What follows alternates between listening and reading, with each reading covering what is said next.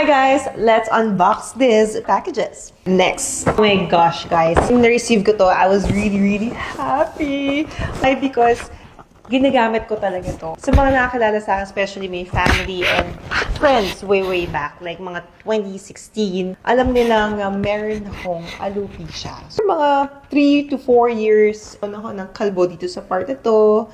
Here, sa likod, meron akong alopecia areata. Ang alopecia na yun, hindi siya yung piso, mapa siya. So, I was really happy, pinadala nila ako. Because hanggang ngayon ay gumagamit ako ng ganitong brand and products. Here, the brand is Regrow. Oh, thank you so much. So, they have shampoo, conditioner, topical mist, and hair serum.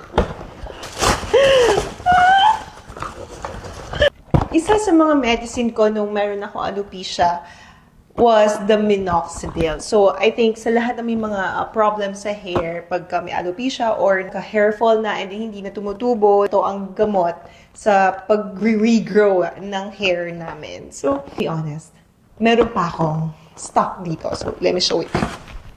Gusto ko ipakita sa inyo na talagang gumagamit ako ng Regrow Minoxidil. So, where is it? Here! So, ayan, kung marinig nyo, paubos na siya. Alright, let's go back. So, yon. So, I've been using Minoxidil since 2016. So, I'm gonna make a separate video na lang about it.